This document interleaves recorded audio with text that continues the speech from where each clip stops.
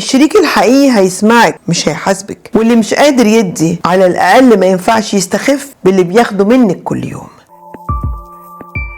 أنا بدي كتير علشان أحس إني مستاهلة. العطاء المفرط لما تدي من غير حساب وتكتشف إن اللي قدامك اتعود عليك، اتعود على إنه ياخد ومش مقدرنا. أهلا وسهلا بحضراتكم في حلقة جديدة من برنامج أسرار الشخصية.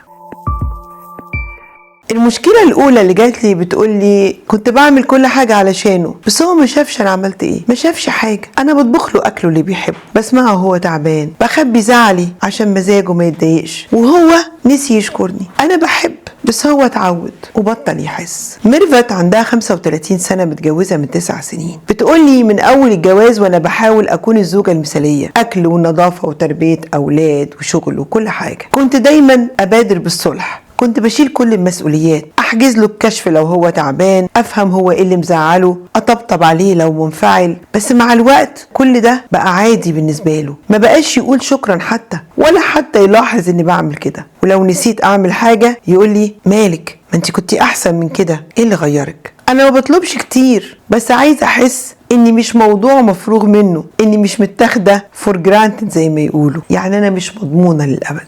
عندك حق طبعا. الافراط في العطاء، الاوفر جيفنج، ده هو لما شخص بيدي بلا حدود عشان يثبت لنفسه او يحس انه يستحق الحب. الخطوره ان الطرف التاني بيتعود على كده وبيبدا ياخد العطاء كانه حق مش كرم. الحل اعملي حدود حتى لو متاخر، لا ابدأي دلوقتي اعملي حدود واضحه. انا بحبك بس مش هنسى نفسي، أنا مش هنسى نفسي علشانك ولا عشان حد. التقدير مش رفاهية، هو الوقود اللي بيخلي العطاء يكمل. طالما محدش قدرك خلاص وقفي لما الكل يحس انك اتغيرتي، ساعتها هتبدأي تاخدي التقدير اللي انت تستحقيه.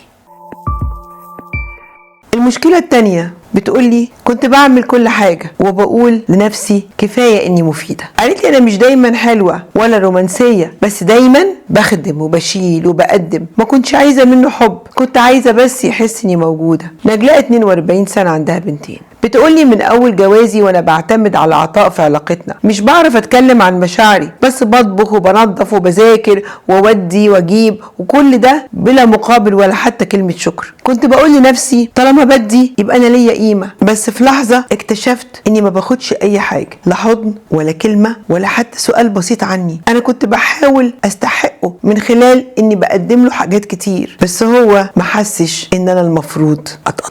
بصي، اللي انت بتعمليه دوت عبارة عن حب مشروط بالعطاء. انت شايفة انت مش من حقك تتحبي الا لو اديتي. لما الشخص يربط قيمته بكمية اللي بيقدمه ويحس انه ما يستاهلش الحب الا لو هو نافع، يبقى هنا النتيجة ايه؟ بيتحول العطاء لسجن والحب لمهمة. لازم تفهمي انك تستاهلي تتحبي حتى من غير ما تعملي كل اللي بتعمليه ده. ولو العلاقة ما فيهاش تبادل يبقى لازم تعيدي تقييمك ليها. انت مش شغالة ولا خدامة في البيت، انت اللي بتقدميه ده لازم يكون له مقابل وتقدير.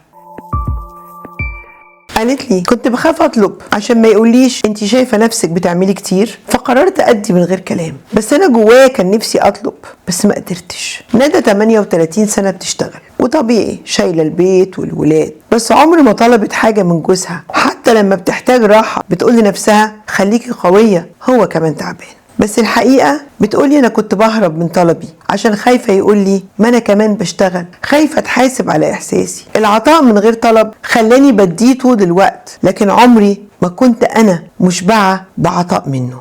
شوفي يا ستي بقى، انتي خايفة تطلبي. الخوف من الطلب يعني الشخص يخاف يطلب عشان ما يتقلوش انت طماع، او يبتدي يتقلوا انت تستاهل تاخد ده ولا لأ، فبالتالي بيسكت على احتياجاته. الحل ايه؟ لازم تعترفي ان ليكي احتياجات وتطلبيها. الشريك الحقيقي هيسمعك مش هيحاسبك، واللي مش قادر يدي على الاقل ما ينفعش يستخف باللي بياخده منك كل يوم.